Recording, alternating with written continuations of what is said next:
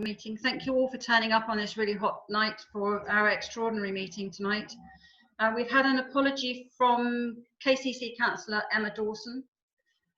Other than that, we're all here. Councillor Braidwood, TDC. Did he say he was going to attend? He did say he was joining us, but I haven't seen him in the waiting room yet. Okay. Members' interests. Do any members have to disclose any pecuniary interest? Yes, please, Chair, if I may. I don't know if it is just relevant, but as I do sit on the planning for TDC, I think it might be prudent if I just either be an observatory to number 10, just item 10. I don't know if the clerk wants to just confirm that is something that needs to be disclosed for planning applications. Yeah, that would be prudent. I think I agree with you. That's fine. Okay, thank you. All right. Councillor O'Connor? Mine is number 10 again. I wasn't sure if we should be voting on the notice board, which is number C. Yes. 0776. Yeah, because it's council things, so I didn't know if we should be ignoring that one or not. So, okay. Okay, so with that one, I just put it on the list to be transparent. Sorry. And what we'll do is we'll just talk about the actual notice board at that, and we won't comment, so we're not going to consult. All right. Thank you. Thank you, Jill. And now, item number 3 is the minutes. Everybody has had these, and we'd like the virtual meeting minutes from the last full town council meeting to be agreed. Is there anyone to propose? Councillor Donaldson, seconded by Councillor Wallington. Both put your hands up. Thank you. And the virtual meeting of the Planning, Highways and Environment Committee. Yeah, these are to be received. Oh. So we're not voting on these? We just agree them? Just vote to receive them. Just receive them. All right. So they're both received by everybody. And that's the show of hands, isn't it, Jill? Yes, sorry. I should have got the hang of this by now. Sorry, can I just interject on that? The agenda says to approve them. Yes, they're actually approved at last planning committee. They have been approved. To approve the minutes, but receive the planning minutes. Yes. Yeah. Sorry that I caused that confusion. Is everybody all right? Thank you, Councillor Scott. Right, number 4 is the chairperson's report. Last night you probably would have all seen the Facebook comments about the changes, the experimental traffic order for Station Road. The clerk was onto that immediately this morning and received all the information. It's being implemented at a pace because the funding is very time limited, and if they don't design and deliver within the timing of the first tranche, which is 12 weeks, they won't get the second. It's being monitored. There is an address on the website which can be sourced from the town council offices for comments from the public on how the changes are progressing, how acceptable they are, or if there are any suggestions for alterations. The 12-week delivery time is why it's had to be implemented so quickly. And there was a little bit of a hiccup with the communication. Is that right, Jill? Because normally they're very communicative. But yourself and Councillor Dawson were right on it this morning. We've had several, well, Jill has had, and also myself involved, beneficial conversations with TDC, especially with Jill with the estates team. The asset transfer at Lymington is still ongoing. There's been some administrative hold-ups, but we will get there in the end. And the pavilion is being looked at. It's not in very good condition, and TDC have said they will sort out the problems. They sent out a minor works team today, in fact, and they will sort out the problems before we take on the pavilion, because it needs to be made safe. The West Bay shelter, that's also on track for the new balustrades, beg your pardon. Calc, I don't know if you've seen the consultation on the Local Government Association Code of Conduct consultation for 2020. This is really interesting. They're hoping to extend it because of COVID into September, but it's really beefing up the standards for public behaviour to be improved nationally in the local council sector. And they actually use the phrase sanctions with teeth. So that's really welcome. I just wanted to draw that to your attention because it's interesting and it's important to us as a town council, and the deadline is hoping to be extended to the end of September. So if you could look at that and pass on any comments, thank you. St Mildred's Gardens and the railway station, they're coming on really well. And also Jill and myself had discussions with the Heritage Centre about the Happy Birthday Westgate-on-Sea railway station, which we're not leading on, we're supporting. That's next year, so that's really good. And that's it for this meeting, because we'll be meeting again in September, but that's just to keep you updated and to fend off any questions about, especially about the station road changes. Public right to speak, item number 5. There's nobody on the list, is there, Jill? No. I mean, there isn't a list, but there's nobody to speak. No. The heat's got to my brain, thank you. Item number 6, and this is exciting. This is. Can I ask a question? Beg your pardon. Yes, Councillor Scott. Sorry, Councillor Convert. With regards to just quickly, briefly, the if it's all right, if I can ask you a question about the traffic system. If you could just give just like a brief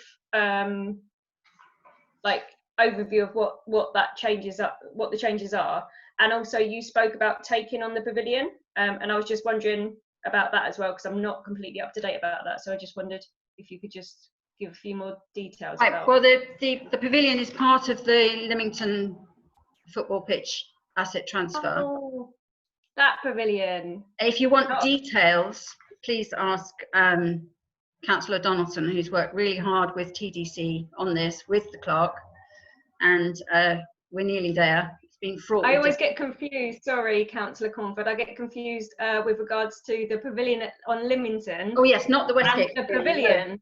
Yes, sorry, Okay. I didn't make it clear because I talked about the asset transfer and I just assumed that Sorry. that's fine. Yes, this experimental traffic order is all about the purpose. The purpose of that is to encourage cycling and walking, because cycling has increased 300% apparently, according to the statistics, during lockdown. And it also links in with what was previously termed alternative transport, and getting people out of the cars for short journeys and also exercising more. I think with the development up at Shotton Dane with Millwood, we talked about alternative transport routes from between Westgate, Garlinge and Birchington. So that's it's widening the pavements, it's increasing the pavement use by shops and making better use of the parking facilities. I don't know if Councillor Wanning can elaborate further on that. Thank you. Well, it was just a proposal that I create off my own back, which I think all of you other than possibly Councillor Tim Green have seen, of an idea of making Station Road one way in the direction the buses currently go, also a 20-mile-an-hour zone, increased parking would be an advantage for local shops. Increased pavement space would also be good. I've already had a couple of people comment that they would like to therefore be able to run a mini market possibly on the pavements once a week. It's, you know, a bit cosmopolitan, a bit bohemian maybe, but it will, I think it will improve the town or the centre of the town. So, Councillor Pennington. Yes, I think with any scheme of this sort, there are bound to be advantages and disadvantages, but I think this one is well worth a try. It brings together some ideas that have been put forward in the past, but I think the general benefit to the shops will be positive, and I hope that people can learn, at least the shops on Station Road will be positive. We need to keep an eye on the shops on St Mildred's to see that they are not too disadvantaged, but in general I welcome the experiment. Thank you.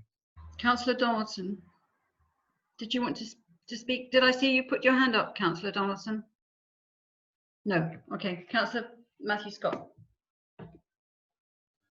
Thank you, Chair. Yeah, I've got to have some agreement too, really. I mean, just witnessing sort of Station Road and how it's accessed. I mean, during the sort of times around about 7 o'clock, 8 o'clock, it becomes a bit of a rat run. Hopefully this will mitigate some inconsiderate parking. A lot of the shops such as Edwards, where people are stopping in to potentially only spend 30 seconds to have a newspaper and that, and then takes a bit longer. They are parking on these drop curbs and they are parking on the double yellows. So, I mean, it's the trial. That's the important thing that people need to understand. It's done by KCC, so it's KCC led with TDC involved, and obviously it's come off the bat from Councillor Walling's initial plans. So yeah, I mean, we see it's going to be up for consultation, and these are the important things, you know. So we will get a say on it. So yeah, thumbs up for the time being. Thank you, Councillor. Councillor Wallen. Councillor Wallen. thank you. Yeah, thank you.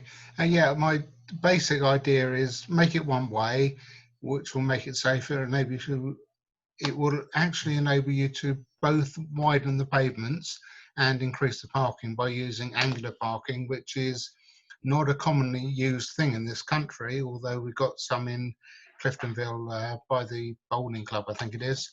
That makes good use of the width that could be available. And something else I put in my document was to have a chicane type of effect. So as you've got the wider pavements on one side for a little way and then on the other side for a little way, so you physically cannot drive fast through there. And, you know, you'll be hard pushed to keep up with the 20 limit, because, you know, you only have 100 yards before you have to move to the left or the right by 6 foot. And that should make it all safer, more pedestrian friendly.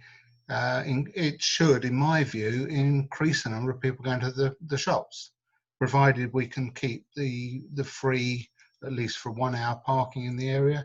It will, I think, make the area busy with people, because it will increase the parking. And I'm sure there are bad sides to the idea, but I can see on the whole it's good. So I'm glad that KCC are giving it a 18-month trial. Thank you, Councillor Wallen. Thank you. Thank you. And it is important for everybody to understand that it is KCC driven and it's not TDC. And there is a reporting tool which can be sourced from the Town Council. The finance assistant and the project assistant will be in next week. So they'll make that available to anybody who wants to comment once it starts. And that will be in September, which we're nearly into now, aren't we? Well, almost. Right, back again to item number 6, flagpole. Over to you, Jill. Thank you. Sorry, just make sure. Yeah. Okay. Sorry, this might be a bit awkward. Basically. Maybe if you spoke quite softly and it carries, it won't get the echo. I don't know. I mean, it's just an idea. Okay. Try and whisper. Basically, what's happened today is TDC have said that we can have, instead of the £200 licence fee, Okay. the estate's fee is £210 plus VAT. We won't have to pay annually. That's really good. Did everyone get that? To Councillor Matthew Scott. It's basically a sort of hopefully a technical solving problem. You're If as bad. you're able to turn down Councillor Donaldson's mic, speaker PCs, and your PC, the volumes, it shouldn't echo. So if you mute the volume on that and just keep one with volume, it shouldn't echo. Otherwise, I can run across the road. Otherwise, what? Sorry. Otherwise, I can run across the road and help. Is that better? Much. Okay. Okay. So, yeah, what happened on the Finance and General Purposes Committee, I reported that it was going to be a £200 a year fee for the licence for the flagpole. So I've gone back to Thanet District Council, had a really good conversation today with the estate's head of service, and she's come back to me late this afternoon and said, in light of the discussions I had with her today, she's re-looked at this, and we now only have to pay £210 plus VAT for the estate surveyor's fee to set up the licence. So we won't have to pay annually. So I'm really pleased. You know, we just had a conversation about common sense approach. She's looked back into history, and now she's going to adopt this for other town and parish councils going forward. So we've led the way, which is really good. That's excellent. Thank you, Joanne. I know how dogged you were with that, and you wouldn't accept their original statement on the flagpole. Item number 7, the policies, which we are asked to make a decision on. The website policy. Everybody's read it? Is everybody happy with it? Councillor Matthew Scott proposing. Seconder. Councillor Pennington, thank you. The health and safety, oh, everybody? Is everybody in agreement? Thank you. Councillor Green, are you in agreement with that? Thank you very much. The health and safety policy. Anybody? Thank you, Councillor Dr. Scott and Councillor Page seconding. And everybody in agreement? Thank you. The volunteer policy. Is that a proposal, Roy? I mean, Councillor Nightingale, thank you. And seconded by Councillor Matthew Scott, thank you. And everybody in agreement? Lovely. And the virtual policy meeting, yes, meeting policy. This is a new one, and it's a good one. And it was the fruit of our labour on the CALP training. Councillor Page, is that a proposal? No, I just want to make a query. Yes, go ahead. The second page, please. Laws of libel and slander. If you go down to the last 2 bullet points, there is just a small typo error there, so it should read while in council or committee meetings, then members of the public. And then the last item, you as a member of the public do not have the same protection. I wondered if that wording should be changed slightly to make it clearer and more understandable. Have you any suggestions? Perhaps just members of the public do not have the same protection, and leave it as simple as that. because it looks like it's speaking personally to somebody, and I don't feel it reads quite as simply as it could. Maybe others don't agree with that, but it's a suggestion. Nope. I can see what you mean there. Is everyone in agreement with that change? Yes. Councillor Wallen? Yes? Okay, thank you. So, barring those changes, is everybody, I mean, including those changes, are we happy with the policy? Councillor O'Connor, is that a proposal? Thank you. And Councillor Donaldson, seconded. And everybody in agreement? Thank you. Thank you. Item number 8. This is over to you, Jill, the complaints procedure and the publication scheme review. Thank you. Thank you. Okay, so with the complaints procedure, I highlighted the changes for you. We have discussed this on the HR committee, so it has been through that committee, and this is our recommendation. So I literally added there that we operate according to law, statutory regulation and best practice, just to be clear. And then there's a little paragraph that's added where the complaint procedure applies to complaints about council administration procedures.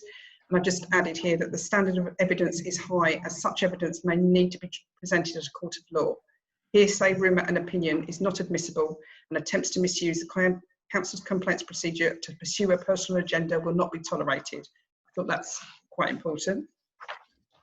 Item point 4. The Town Council is committed to ensuring that all people are given full and equal access to the complaints procedure. And then item number 5, stating when to expect a response, so that it's very clear that if I can't deal with it instantly, I will acknowledge, but also give them an indication of when they can expect a response. And point number 7, I've just added there that the information that I may require from somebody is to assist with an investigation, so that that's clear why I would be asking for extra information as well. Thank you. No, thank you. Are we happy with this? Hopefully, yes. And would somebody, Councillor Matthew Scott proposing and Councillor Page seconding, thank you. And everybody in agreement? That's lovely, thank you. And item number 9, the role of the tree and biodiversity warden. Sorry, the publication scheme. Oh, sorry. Ah, yes, I beg your pardon. Sorry, Jill, skipping through. Thank you. So with the publication scheme, I've just added a couple of updates since we last looked at it last year. So I've added in, we've now got the Town Council Forward Plan, and we have the Community Emergency Plan. So those are another 2 documents we've added. Likewise, we've added 3 policies: the privacy policy, health and safety policy and volunteer policy. And also the services that we offer, facilitating a business forum, food bank donation point, recycling schemes and defibrillators in the community. So those are just additions to when we adopted it last time. Thank you. Yes, despite forgetting that, because I was trying to make it come before the other one. When I read this, I really did think how, it really made me think about how much work you've put into everything, Jill, on behalf of the Town Council, and thank you, because it's not easy to write something from scratch, and it's a lot of work has gone into all of this, so thank you very much. And I'm sure other councillors echo my feelings, my words. Right, now we're on to the role of the tree and biodiversity warden. So just vote to adopt that. I'm doing really well tonight. Yes, everybody okay with that? Lovely, thank you. All adopted, all agreed. Jill. Jill. So the role of tree biodiversity warden. I worked on this draft summary volunteer role with Councillor Dr. Scott. It then went to the HR committee where it was debated, and it was recommended by the HR committee to be adopted at full council. So this is a new role, it's a volunteer role, so it's not actually a paid role, but obviously there will be some possibly expenses would be recompensing the person. So what the process is, if members adopt this summary of the role, I can then advertise in September asking if there are people in the community that would like to come forward to take up this role. And then obviously if we have more than one applicant, we will do an interview process to be agreed with Councillor Dr. Scott and Councillor Corford. Thank you. Thank you. And thank you to both yourself and Councillor Dr. Scott for working collaboratively on this and creating creating a new post within the Town Council that will work really well with all the improvements that have gone on, for instance, at the railway station and at St Mildred's Gardens and up at the Lymington Green. So that's really pleasing. Planning, item number 10. Councillor Scott, would you like to take over here? Sorry, can we just adopt this tree biodiversity role? Thank you. Proposal? Thank you, Councillor O'Connor. Seconder is Councillor Green. Thank you. And everybody in agreement? Thank you. I'll get the sack. Right. Councillor Dr. Scott. I'm off mute. Okay, good. So we're now these planning applications. The first one, the Why Not Micropub. I think Councillor Wallen, did you look at this one in particular? I did indeed, Councillor Dr. Scott, and I can't see any issues with it. It's next door to a mini supermarket, so noise is all.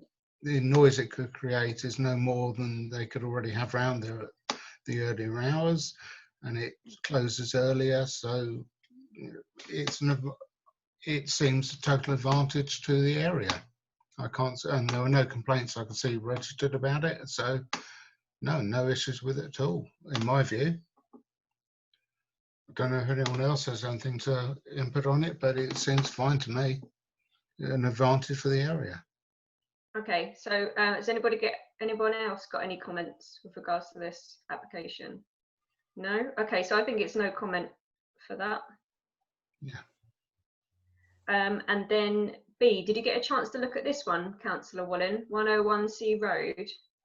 Yes, Councillor Dr. Scott, I did indeed, and it's an interesting looking building. They're looking, or new frontage, not new building, but yeah, and it's a different sort of look, but not that out of kilter with other properties there, and it's not encroaching much more on the build size of what was previously approved. So again, I don't see any problems with it. Yeah, it actually looks quite nice, but different, quite nice, but that doesn't come into it. But it's I can see no issues with it.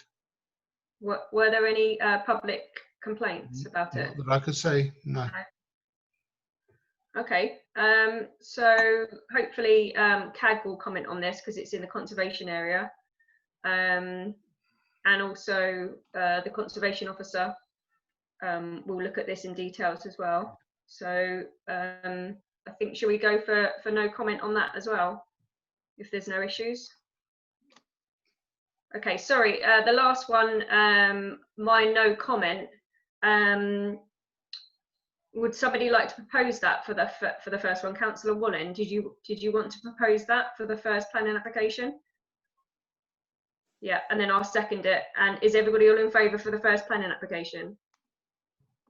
Is that okay, Councillor Cornford, that I've taken the lead on this? Yeah. And then the second planning application, I propose no comment. Have I got a seconder for that? Thank you, Councillor Wallen, and all in favour?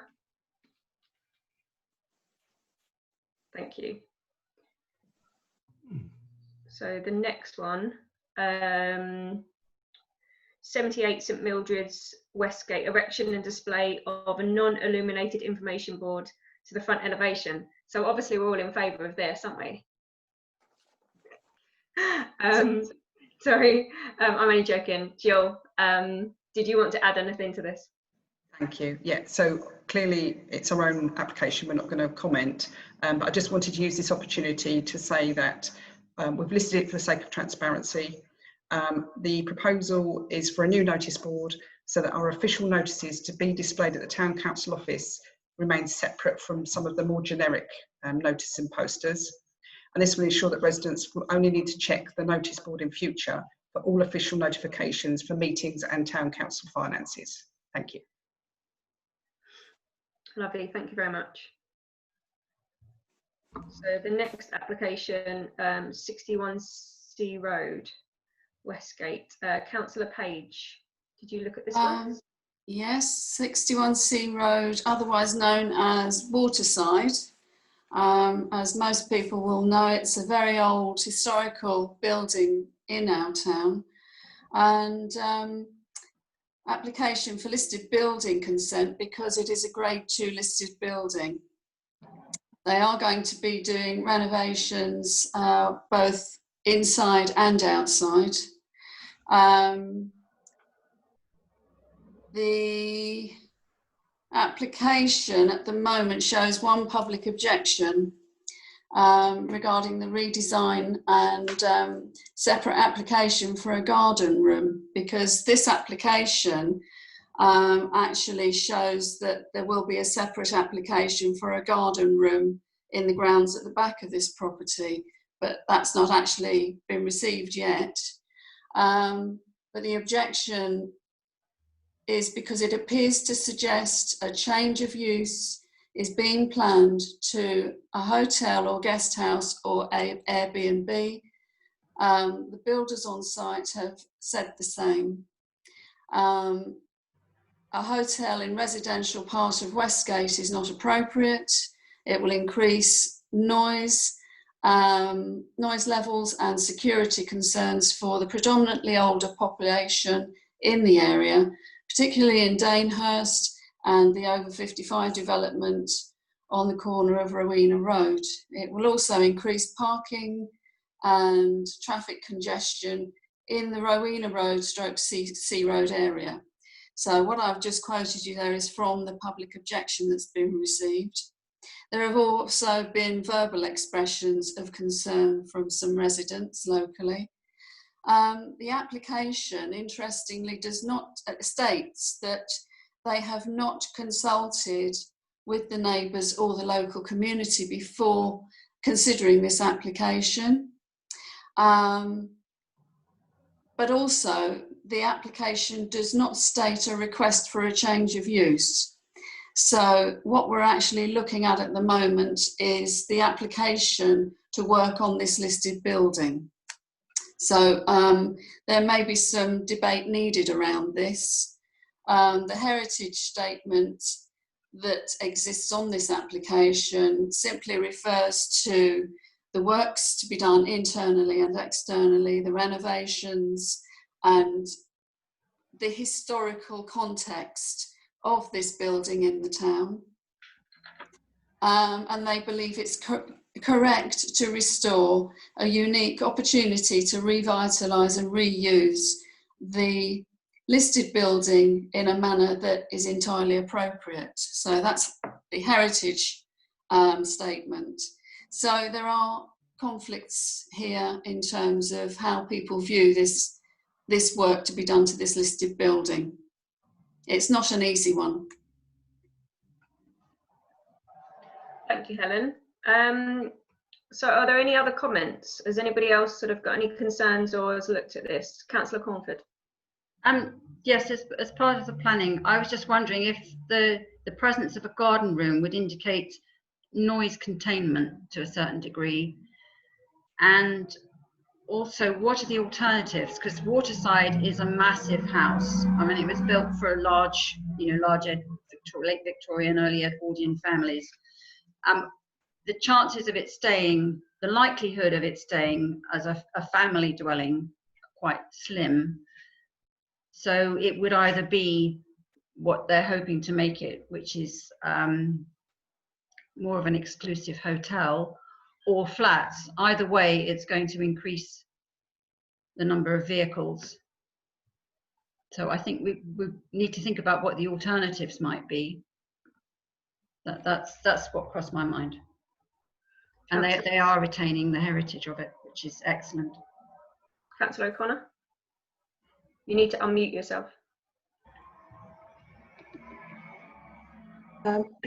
Yeah, as they haven't stated the change of use, and it does look as if it could possibly be a small hotel or, Airbnb or something. Maybe that should be in our comments on it, that we're concerned about the usage of this building once it's been done.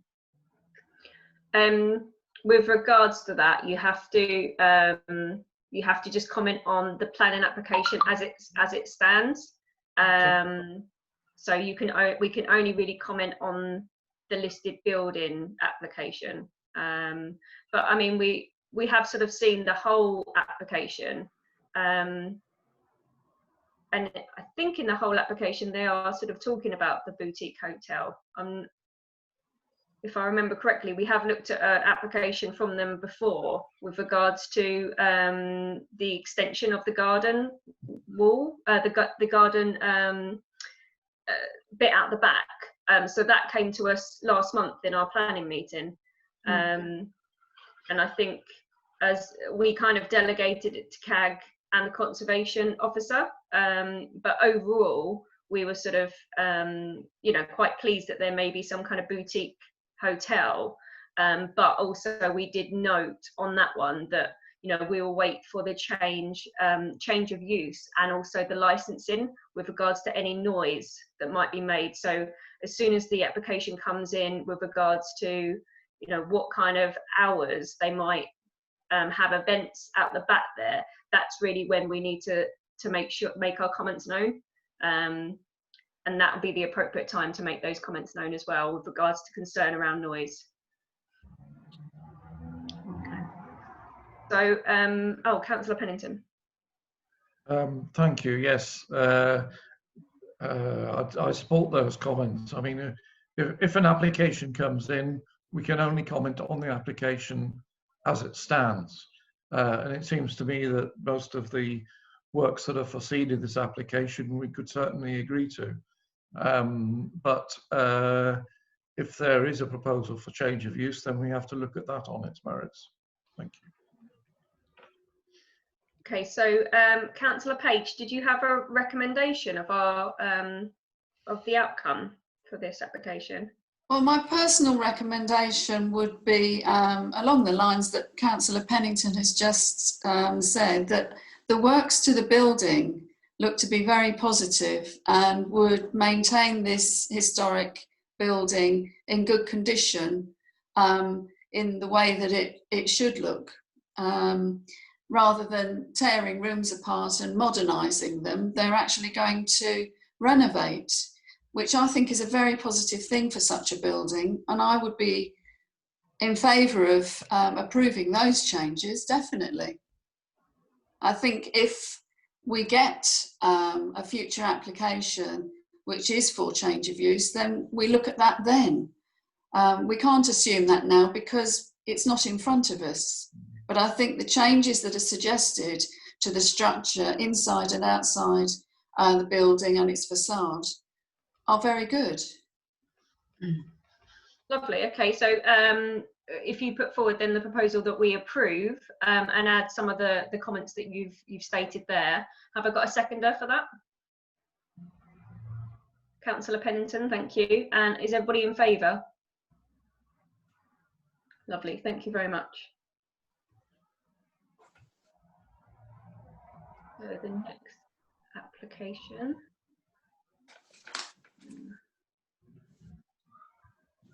is 15 Norman Road. Has anybody got any comments with regards to this? Erection of a single-storey rear extension with parapet walls to the side, raised roof lights following removal of the existing extension. 15 Norman Road. Councillor Page. This removes a small extension at the back of the house existing at the moment, and creates a same height extension with a slightly tilted roof and lights, ceiling lights in terms of, I've forgotten what you call them, they're like Velux windows, aren't they? But this rebuild at the back on the extension will be the full width of the house, which it's not at the moment. But I've looked at the site plans and the position on Google Maps, and it's had no public objections. It doesn't seem to impose on any neighbours, and it looks like a fairly straightforward large extension, full width of the house, to create an extra living room at the back for them. And I don't see any problems with it. Okay, great, thank you. So would you propose no comment then? Yes, I think I would. Lovely. So have we got a seconder for that? I'll second it. And all in favour? Thank you very much. Okay, so this last one that we come on to, it's 129C Road. We've seen it a couple times come up. It's basically a demolition of a lovely large house for the erection of a 3-storey block of flats, and a formation of the vehicular access from Carlton Rise. There's been numerous complaints about this, and ourselves and TDC have turned it down with regards to mainly due to the character zone in the area. So along that area there, the character is sort of these, you know, the detached houses with good size spacing in between these houses, mainly 2 stories, occasionally going into a pitch roof 3rd story, but definitely not a 3-story block of flats. It's on a prominent position. They appealed it and went to planning inspector, and the planning inspector also turned it down with regards to the issue of the character zone of that area. And now the applicant has taken it even further appeal, going higher. So I think you'll see in your emails, there's all the documentation. So the inspector's decision, which was to turn it down, mainly due to the character of the area. The appeal proposal would have a great impact on the street scene, being set prominently on the site, forward of its immediate neighbours, with its scale, width and depth being appreciable in the views of the surrounding area. It will be harmful to the character and the appearance of the area. So that was the inspector's decision, and now they're appealing again. So I was going to suggest that perhaps we simply rejig the document that we've already put together, and take part in the appeal again to try and preserve that character area. But obviously I'm opening it up to the floor. Are there any comments from other councillors? Councillor Page. Thank you.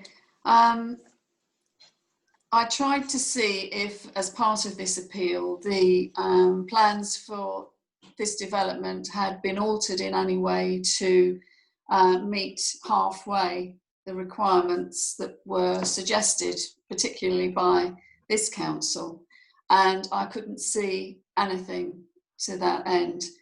And I think unless they were to make certain physical changes to their plans, we would have to continue with our objections as stated before, but slightly amended to respond to the document that has been prepared by their representation, because it does cover things like housing shortage and legality around those issues, and I think we would need to address and answer those in the context of our response.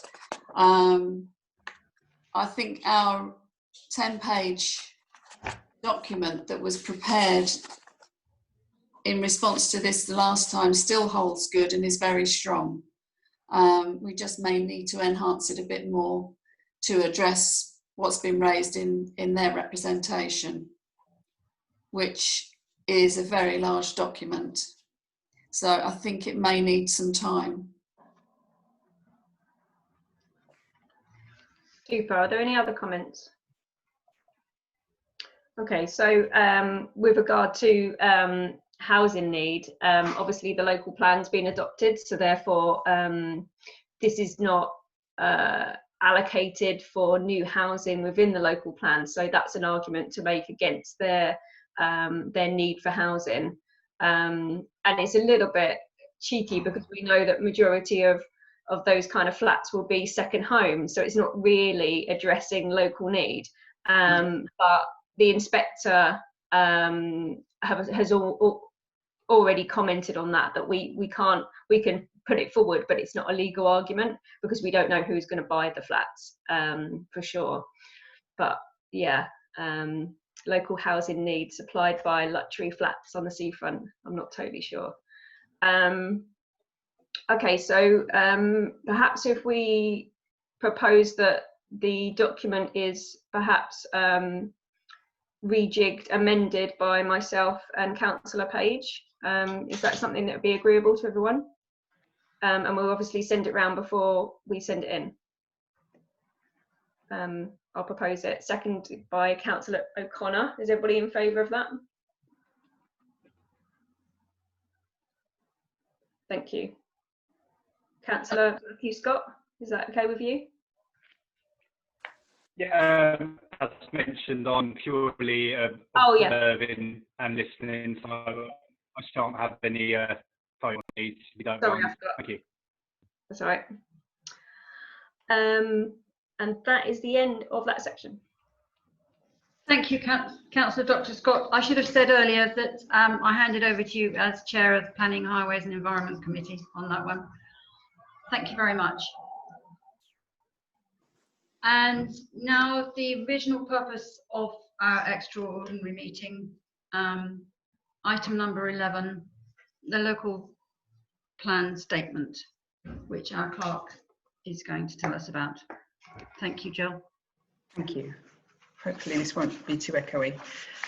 Okay, so following a couple of comments on social media and clearly in light of what's happening in Ramsgate with Manston Airport, there were some comments about whether or not the Town Council here should adopt or push for a judicial review in light of the adoption of the local plan. So I did consult with some professionals and get some opinions, and obviously this is a statement that I prepared with Councillor Cornford and with the professional opinion, and I consulted with Calc. So, adoption of local plan and impact. The Town Council has spent over 5 years monitoring the draft Thanet local plan and the process is undertaken. This is despite the Planning, Highways and Environment Committee being disbanded in June 2017 before being introduced last year. A neighbourhood plan steering group was formed and has worked with residents who have skills, expertise and interest in drafting a strategy to try and influence any future developments proposed for the town. The steering group has strived to seek engagement and support despite facing obstacles both internally and externally, but persevered and has played a pivotal role in observing the evolution and scrutinising the method implemented by the authorities.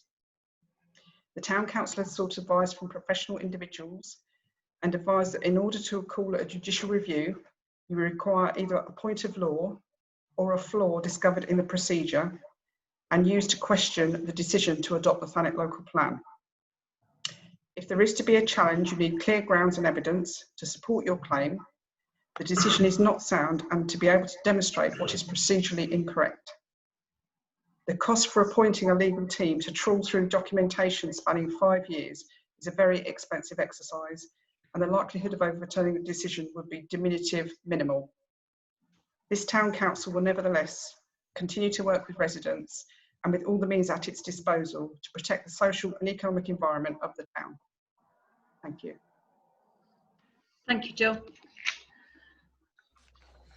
Yes, that's for information for our residents. It's a statement from the Town Council on the position with the request for a judicial review. And moving on, we have a final agenda item, item number 11. This is a motion by Councillor Pennington. Councillor Pennington. Thank you. Yes, it follows on from the statement because I felt that the statement doesn't really express our views on the local plan itself, simply on the follow-up. When I learnt that the local plan had been adopted by TDC, I must say I felt bitterly disappointed and frustrated because we've worked for 5 years ever since this council was created in 2015. I feel that we should reiterate that the plan is it does not bring benefits to Westgate. The plan is unfair not just to Westgate but to Thanet as a whole, because Thanet as a whole is much more built up than some of the other districts. So I did feel very, very disappointed, and I regret that disappointed feeling coloured the way I went about reacting to it, and in particular that in doing so I was disrespectful to the clerk, and I'm sorry about that, and I wish to apologise publicly to her. I fully support all the declarations of support that have been made by Councillor Green and others. She's the best clerk in Kent, if not in the country, and I'm sure we would all appreciate that. Why this motion then, more particularly? I think the local plan is the biggest challenge that we face. Not only does it double the possible population of the town over a period of time, but it will probably result in a deterioration in the quality of life of the residents and a deterioration in the state of the environment. And I feel that we should react to it to show the residents and the public that we haven't just given up or don't care, that we should maintain criticism of the planning process as such. And there's a groundswell of feeling that the planning process itself is really not fit for purpose. I was grateful to see the documents from NALC, which have been distributed, and I think going forward, I hope we can influence better thinking about the planning process so that it is more responsive to local communities and not wholly influenced by the developers, which it seems to be at present. And thirdly, to sketch a way forward in terms of working with Sir Roger Gale on the use of top-grade agricultural land for building purposes. I'm aware that some people feel that the criticism of our TDC ward councillors is a bit controversial. I have had full explanations of the vote from Councillor Matt Scott and Councillor Sam Banbridge. I'm very grateful for that. I still don't understand it, but I think that the positive lesson is that we really need to work more closely and communicate better in the future. And I think if possible, we should use this experience to build a stronger team for Westgate, where we are more on the same wavelength. So that's why I put this motion forward. Thank you, Councillor Pennington. Do members understand the purpose of this motion, and does anybody wish to second it?